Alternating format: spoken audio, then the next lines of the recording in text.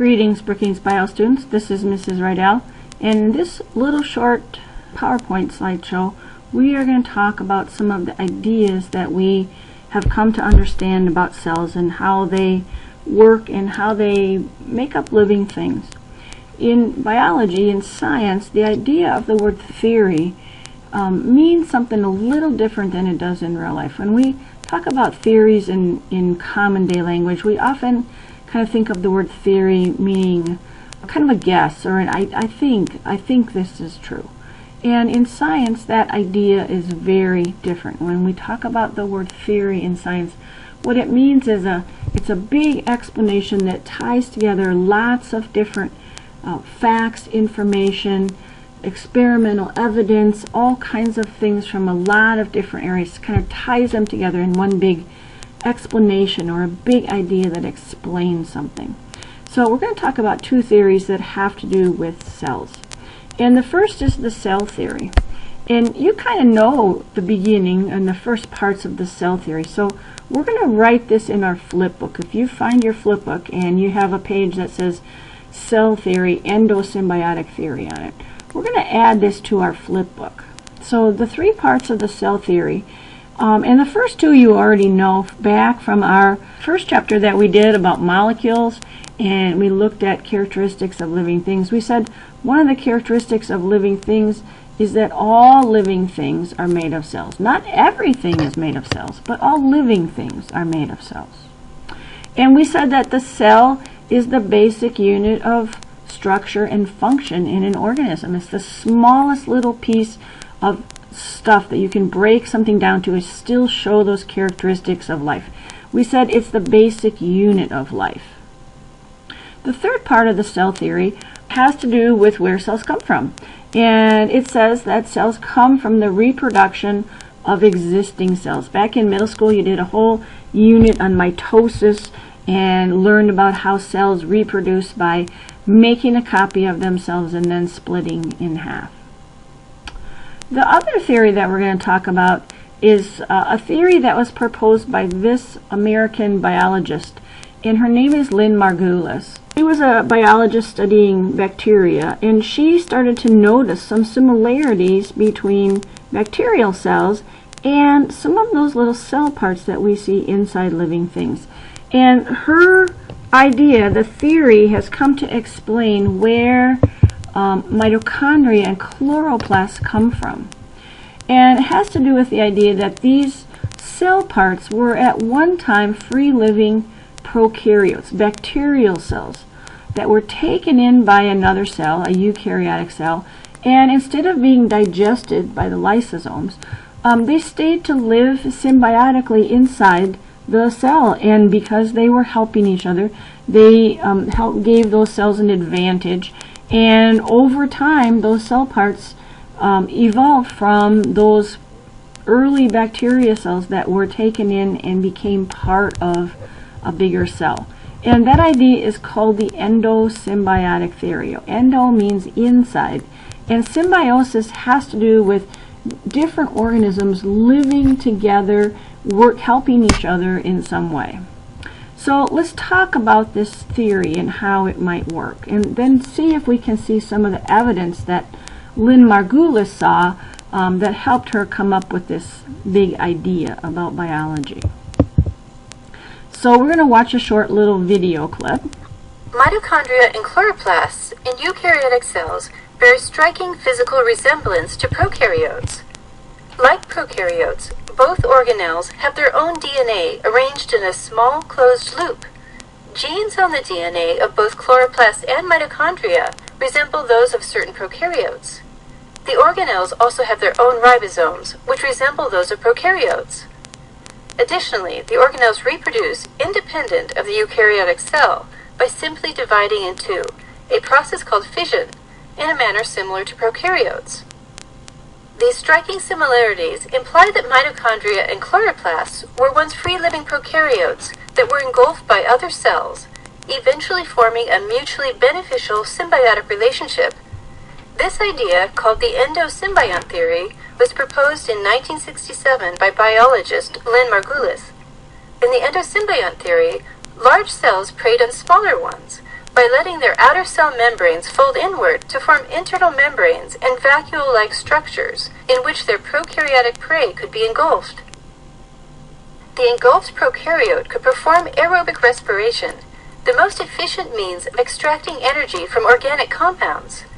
With the prokaryote inside it, the eukaryote would gain an advantage over neighboring cells.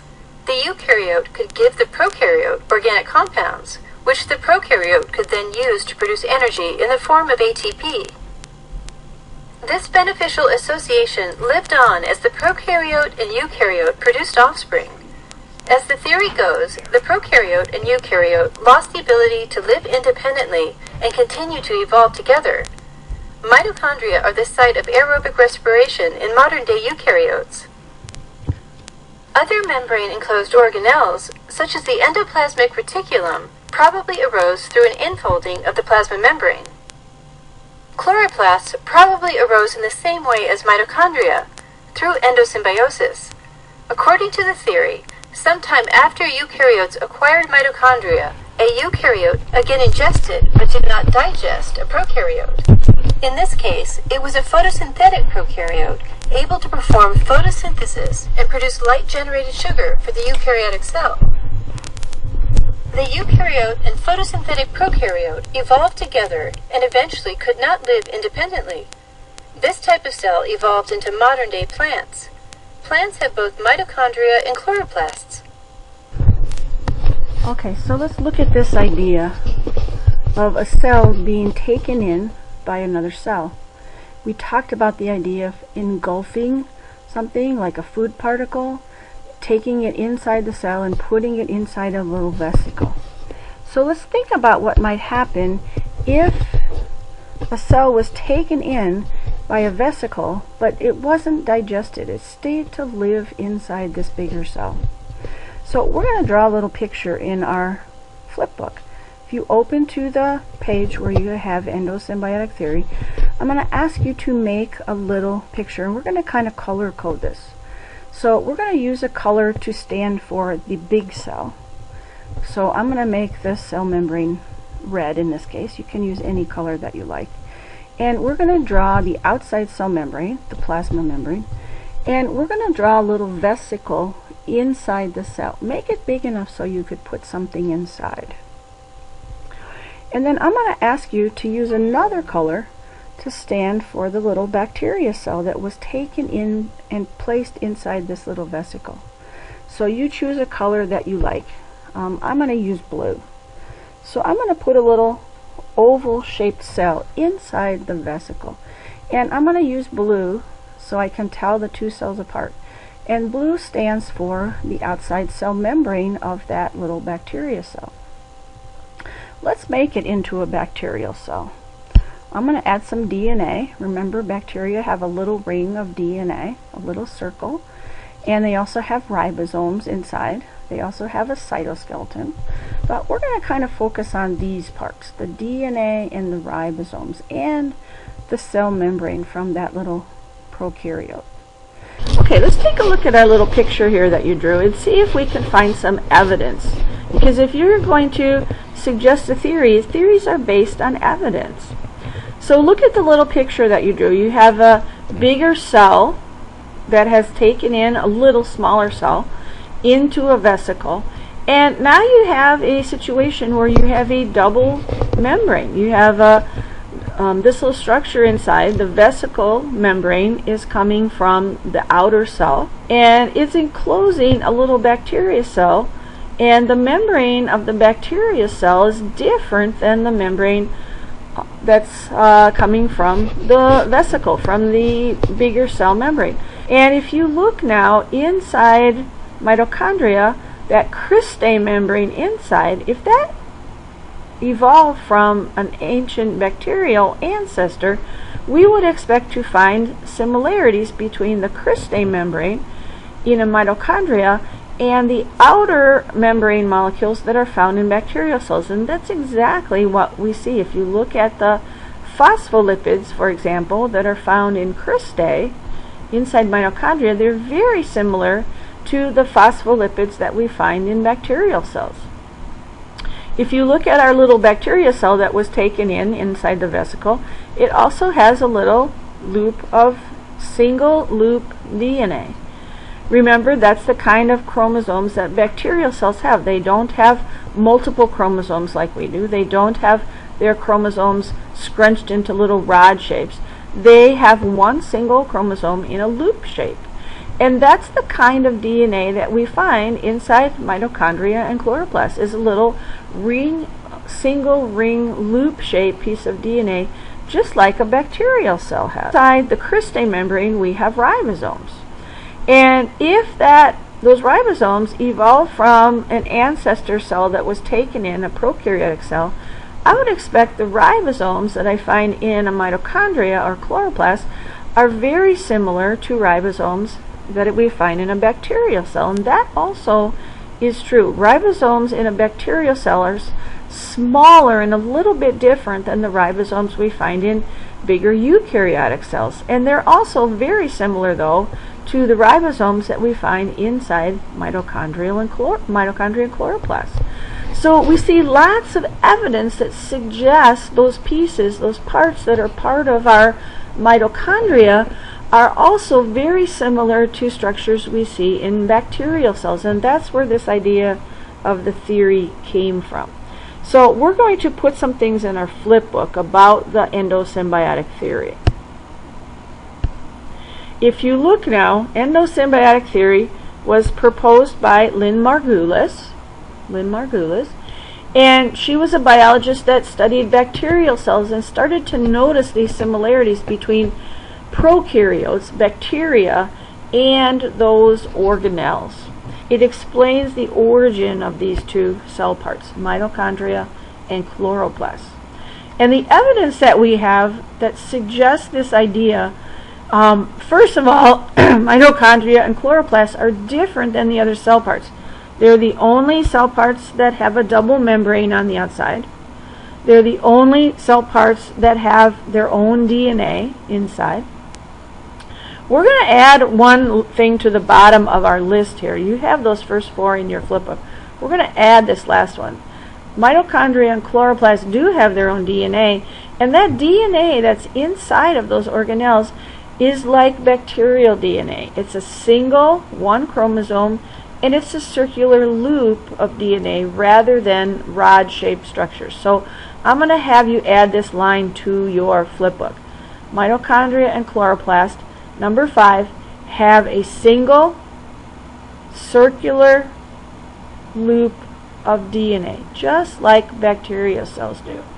Okay, if you need more time, take a second, stop and pause the video, and we're going to continue. Number 2, the other pieces of evidence. Ribosomes that are in mitochondria and chloroplasts are very similar to bacterial ribosomes. They're smaller than the ribosomes that are outside in the cytoplasm of cells. Also, the phospholipids that are found in the cristae membrane, and remember we talked about chloroplasts having inner membranes also, the thylakoid membranes folded up inside.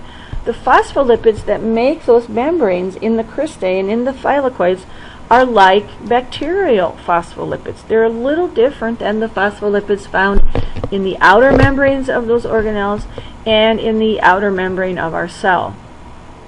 And lastly, mitochondria and chloroplasts reproduce. They don't use mitosis like the rest of the cell, like the nucleus of our eukaryotic cell. They use a process called binary fission. Bi means two, remember.